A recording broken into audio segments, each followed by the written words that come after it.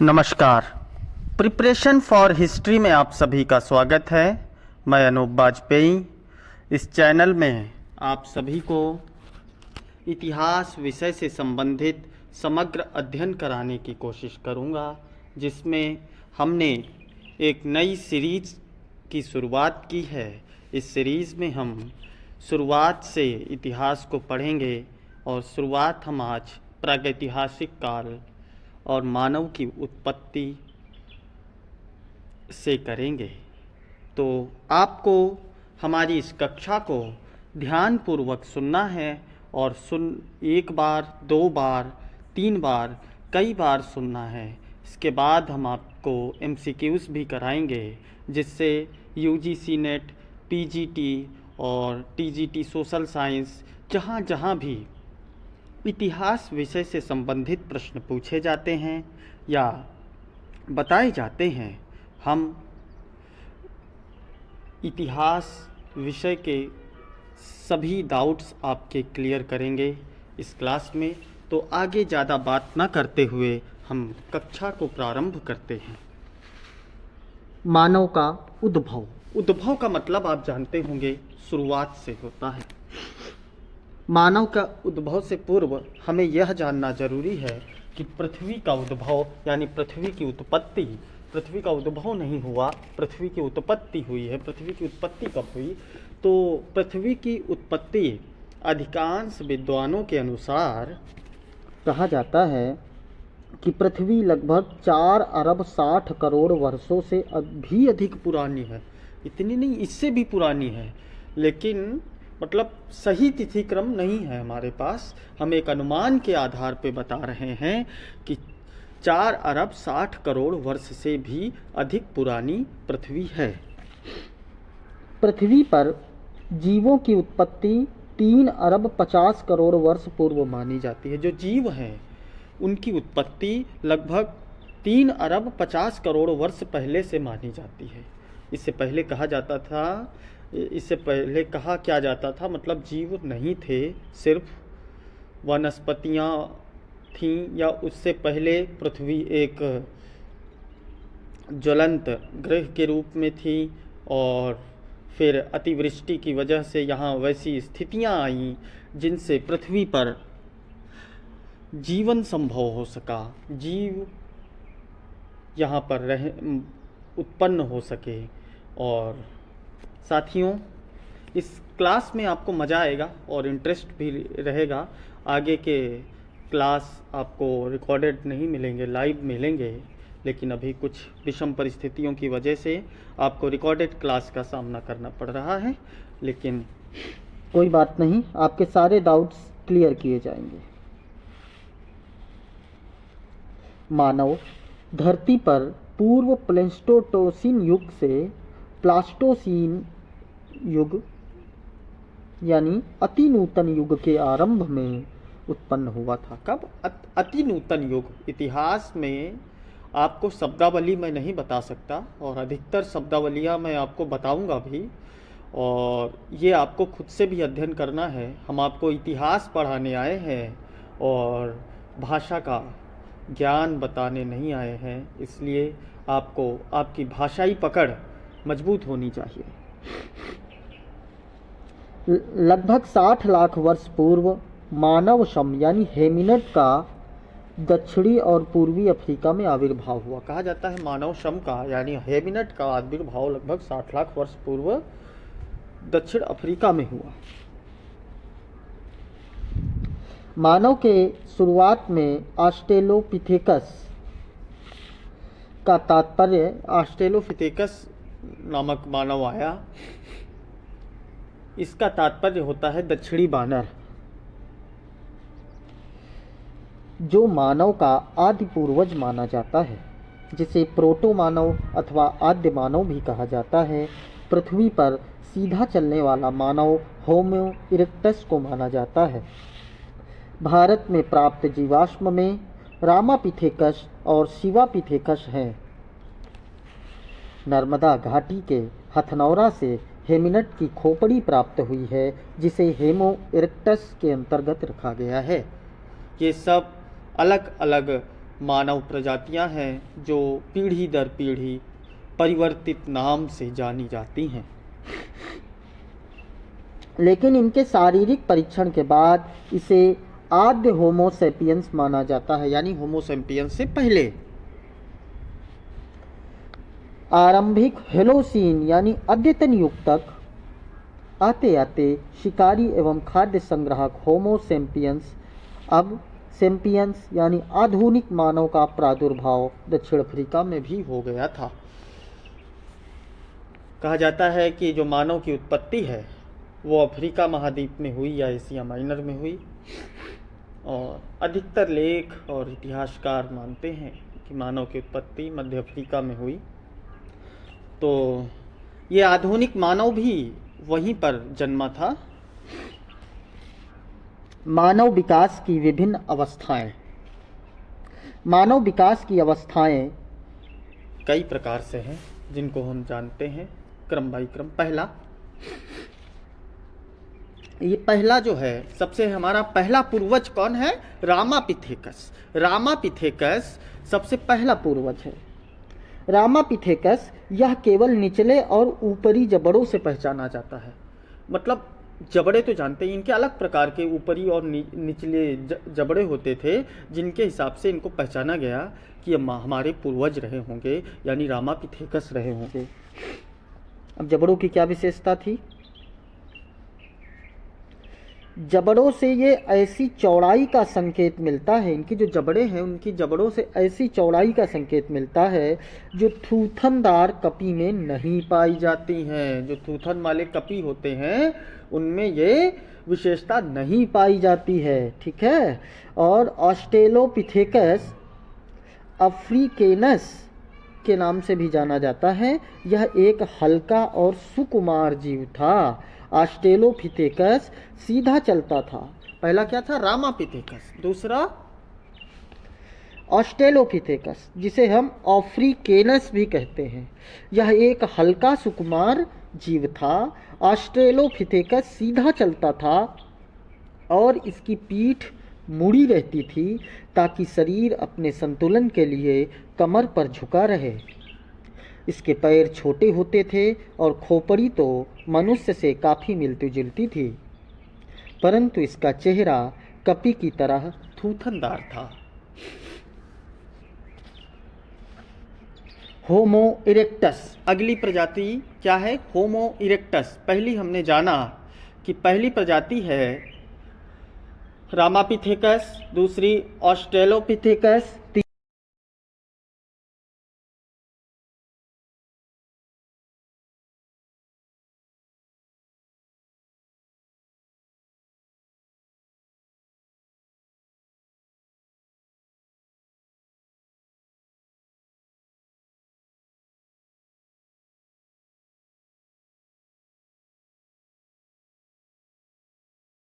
अरे सीधा चलने वाला कपी या मानव है। इसकी खोपड़ी पिछले प्रारूप की तुलना में अधिक गोलाकार थी। हालांकि इसका माथा ढलवा होता था तथा भ्रूअस्थि सुदृढ़ यानी मजबूत होती थी और सीधा खड़ा होने पर इसकी ऊंचाई 5 फुट थी। सीधा खड़ा होने पर इसकी ऊंचाई 5 फीट थी। अगली प्रजाति आई जो चौथी प्रजाति है। हमने जाना पहला रामापिथेकस, दूसरा जाना ऑस्ट्रेलोपिथेकस और तीसरी प्रजाति हमने अभी अभी जानी थी होमो इरेक्टस। और चौथी प्रजाति अब हम जानेंगे जिसे हम कहते हैं निएंडरथल। निएंडरथल यह एक आधुनिक मानव का पूर्वज था। इसकी गर्दन छोटी, चेहरा चौड़ा, भ्रूअस्थि उभरी और आँखों के कोटर काफ़ी बड़े थे। यह गर्दन झुकाकर सीधा चलता था और अपने पूर्ववर्ती जितना ऊंचा भी था। अगला प्रजाति है जो आधुनिक मानव की प्रजाति है होमो सैम्पियंस। होमो सैम्पियंस ये हमारे वास्तविक पूर्वज माने जाते हैं, जिसे हम बुद्धिमान मानव भी कहते हैं। तो होमो सैम्पियंस यह पहला मानव प्रारूप था जिसमें एक उभरी हुई ठोड़ी का विकास हुआ और खोपड़ी में एक गोलाकार या उत्तल अग्रभाग का निर्माण हुआ। इससे 3 मानव प्रजातियों का आविर्भाव हुआ जिसके पूर्व संकेत मिलता है। ये प्रजातियां हैं काकेससी, मंगोलाइड और निग्राइड। होमो सैपियंस से 3 प्रजातियां आई, काकेससी, मंगोलाइड और निग्राइड। उम्मीद करता हूं कि मेरी बातें आप सबकी समझ में आ रही होंगी, और जो बात आपको समझ में ना आए उसे आप कमेंट के ज़रिए ज़रूर बताएं, और जिसका हम रिप्लाई बिल्कुल समय से ही करेंगे। अब हम जानते हैं प्रागैतिहासिक काल के विषय में। ऐसा काल जिसका कोई लिखित विवरण हमारे पास नहीं है, हम सिर्फ पत्थरों के औजारों से अनुमान लगा रहे हैं। प्रागैतिहासिक काल के आरंभ में जब मानव पत्थर के उपकरणों या औजारों के निर्माता के रूप में अपने पुरुषाभ वानर यानी एंथ्रोपॉन्ड यानी एप जिसे कहा जाता है एंथ्रोपॉन्ड पूर्वजों से पृथक यानी अलग प्रारंभिक तकनीकी के विकास से संबंधित हुआ, तो उस काल को पाषाण काल कहा जाता है। एक बात और हम जानते हैं, प्रागैतिहासिक काल के आरंभ में जब मानव पत्थर के उपकरणों के निर्माता के रूप में अपने पुरुषाभ वानर एंथ्रोपॉन्ड यानी एप पूर्वजों से अलग हुआ, प्रारंभिक तकनीकी के विकास से संबंधित हुआ, तो उस काल को हम पाषाण काल कहते हैं, यानी पत्थरों का काल कहते हैं। भारत में प्रागैतिहासिक अनुसंधान की उस समय की शुरुआत हुई जब भारतीय भूतत्व सर्वेक्षण के अध्यक्ष बने रॉबर्ट बुशफुट। रॉबर्ट बुशफुट ने वर्तमान तमिलनाडु प्रदेश के चेन्नई, पुराना नाम मद्रास नगर के पास स्थित पल्लावरम नामक पुरा स्थल से 13 मई, डेट नोट रखिएगा, 13 मई 1863 को लेटराइट के जमाव से एक क्लीवर खोज निकाला। उसके बाद विलियम किंग ने 28 सितंबर 1864 को अतिरम्पक्कम के नाले से 2 सुंदर कुल्हाड़ियां जिन्हें हैंड एक्स कहा जाता है उन्हें खोजा। उसके बाद पाषाण काल को सामान्यतः हम अध्ययन की दृष्टि से या उपकरण की उपलब्धता और उपकरणों की बनावट में परिवर्तन की दृष्टि से 3 भागों में बांटते हैं। पहला, निम्न पुरा पाषाण काल।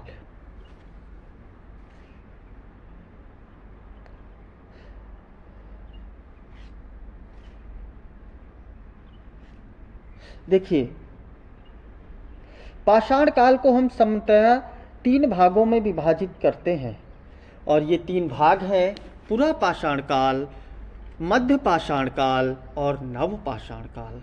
माफ़ कीजिएगा। और पुरा पाषाण काल को भी हम अध्ययन की दृष्टि से 3 भागों में बांटते हैं, उच्च निम्न पुरा पाषाण काल, मध्य पुरा पाषाण काल और उच्च पुरा पाषाण काल। तो अब हम आगे की चर्चा निम्न पुरा पाषाण काल के विषय में शुरू करते हैं। इसके अंतर्गत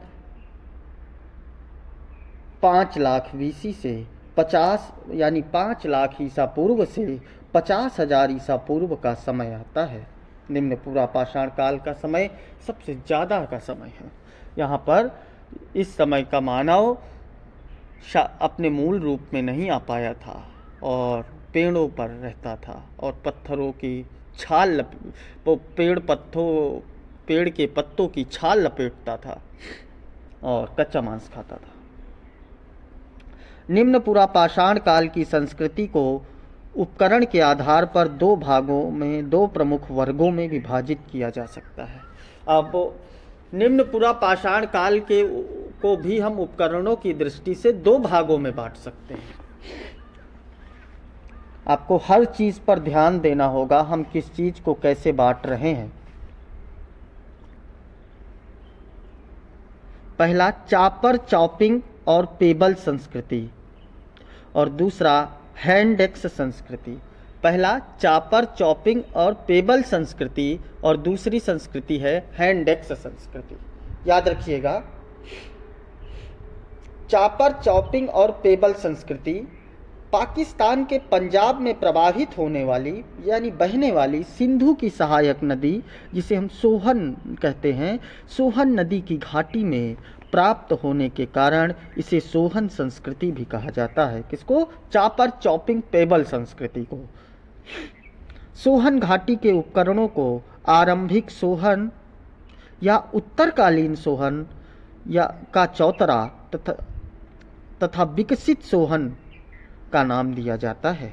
उत्तरकालीन सोहन उपकरण मध्य पुरापाषाणिक है।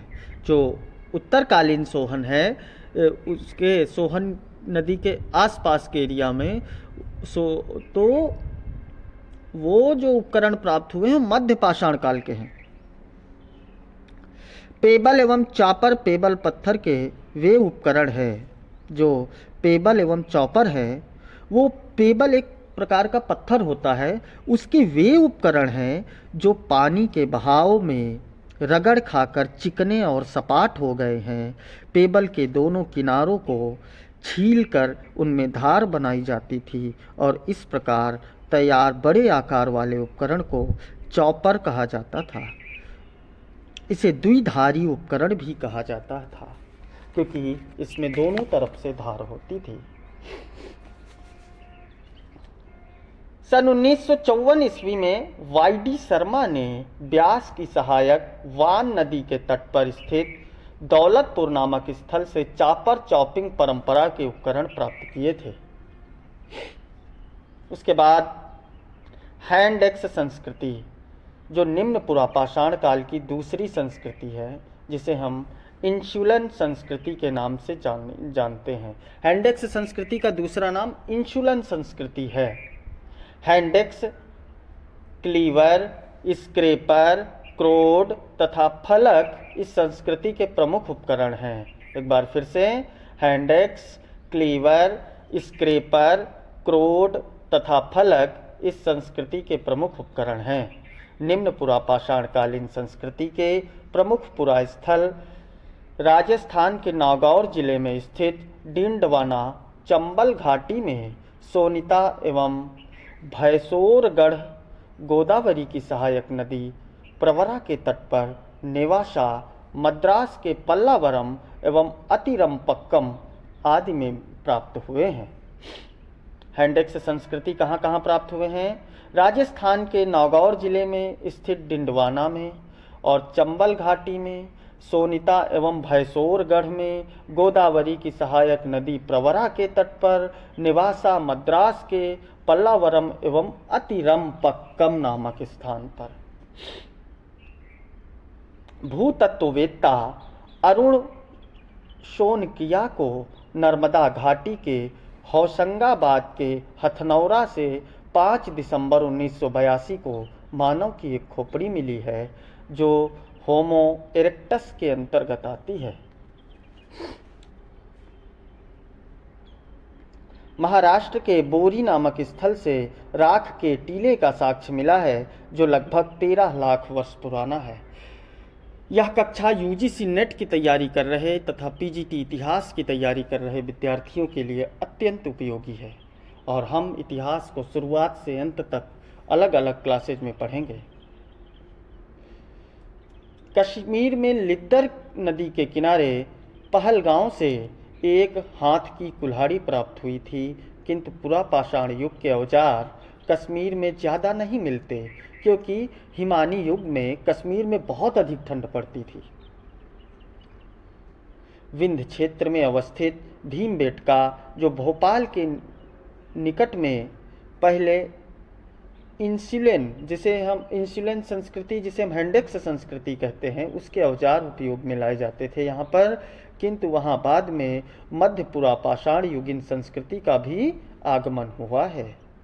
दक्षिणी भारत की कोरतलियार नदी घाटी में के निम्न या पूर्व पाषाणिक सामग्रियों के लिए महत्वपूर्ण है।